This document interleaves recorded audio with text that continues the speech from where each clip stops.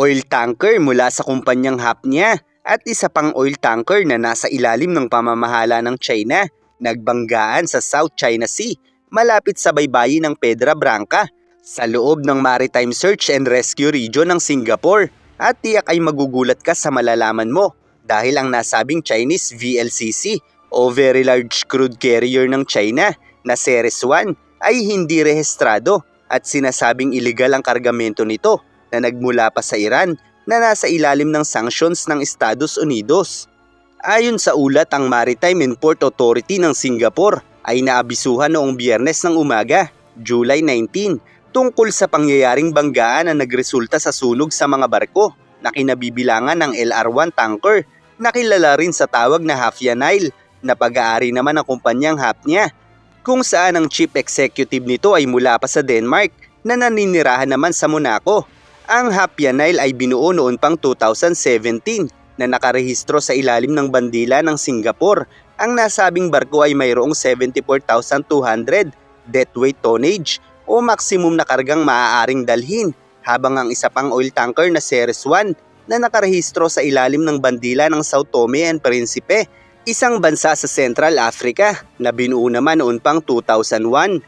At ayon sa S&P Global's International Ships Register, ang Series 1 ay pag-aari ng Hong Kong Registered Single Ship Entity na Ceres Shipping, at ito ay pinamamahalaan at pinatatakbo ng Shanghai Prosperity Ship Management mula pa noong 2019, kaya't sa makatuwid ang nasabing barko ay nasa kontrol ng China.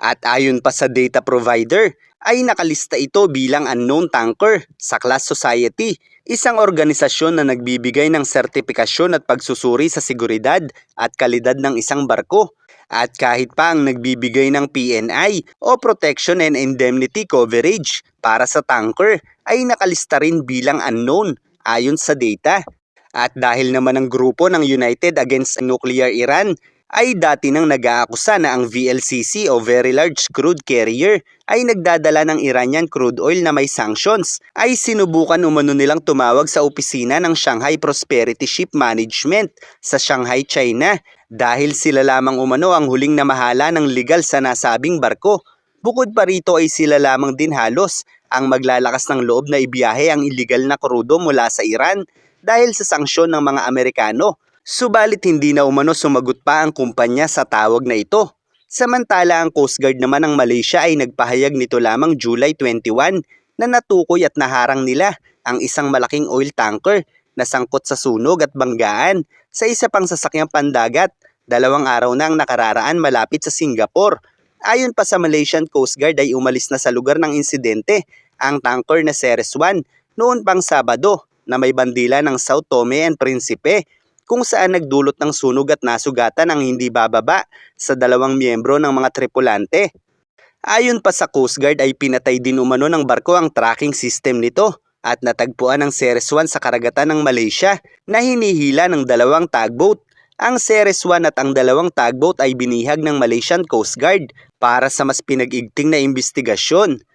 Ang Iranian oil ay nasa ilalim ng matinding sanctions mula sa US upang magsilbing pressure ng US laban sa Iran, sa pag-asang mababago nito ang pasya ng Iran sa pagsuporta sa mga terorista at pagpapatuloy sa kanilang nuclear program na naglalayong bumuo ng mga nuclear weapons. Kaya naman ang Iranian oil na numero 1 produkto ng Iran ay mahigpit na ipinagbabawal ng US na tangkilikin ang anumang kumpanya sa buong mundo. Gayunpaman, dahil walang karapatan ng US na pigilan ang ibang mga bansa na tanggihan din ang produkto ng Iran, ang ginagawa ng US ay isinasanksyon na lamang din ito ang mga barko, piloto at kumpanya na tumatangkilik sa produkto ng Iran. Sa ganitong paraan, ang malalaking kumpanya na masasanksyon ng US ay mahihirapan na rin na makipagkalakalan sa mas maraming bansa sa mundo, kung kaya't ang sanksyon ng US ay maituturing na ring sanksyon ng mas maraming bansa sa mundo laban sa mga bansang isinasanksyon ng mga Amerikano.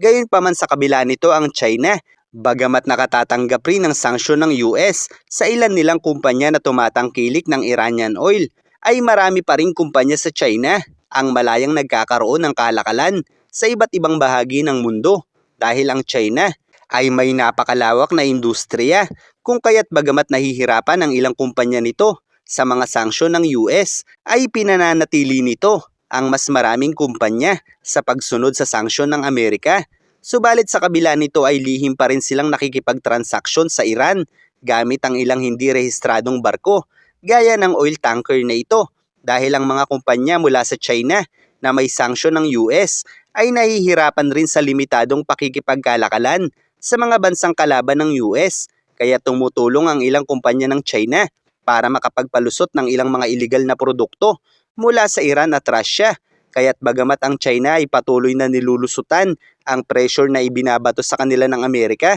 ay hindi maitatanggi na nasasaktan pa rin sila kung kaya't dumaraan sa mga iligal na proseso ang ilang produktong inaangkat nila na nagpapatunay naman ng pagiging banta nito para sa Amerika. Kaya't sa panahong ito ay malinaw sa US na ang China ang pinakamalaking balakid para sa kanila at ang tanging paraan para matapos ang kanilang problema ay ang mapabagsak ang mga komunista. Kaya't bagamat tila natatakot ang US sa isang digmaan, ay hindi naman ito ang ipinapakita ng kasalukuyang geopolitika dahil malinaw na ang susi sa pagpapabagsak sa mga komunista ay ang isubo ito sa isang giyera. Kaya't ganoon na lamang ang pagpapalakas ng US ng impluwensya sa panahong ito kung saan pinaghahandaan na nila ang posibleng digmaan laban sa mga Chino. Kaya't malinaw na kahit saan magsimula ng digmaan ng China sa panahong ito, ay tiyak na tutulong talaga ang mga Amerikano. Kaya't ang ilang senador ng US ay nagmumungkahi na sa kanilang Pangulo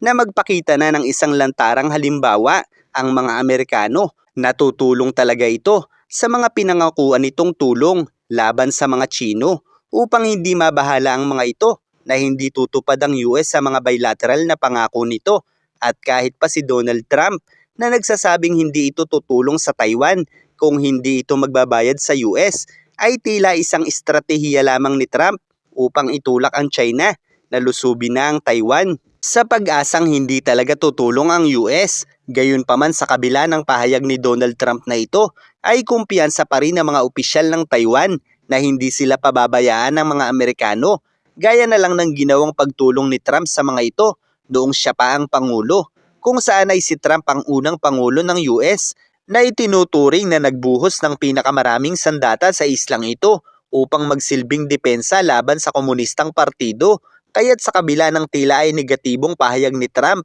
para sa Taiwan, ay nagpapasalamat pa rin ang Taiwan sa US kabilang na kay Donald Trump dahil sa patuloy na pagtulong nito sa pagpapalakas ng Taiwan.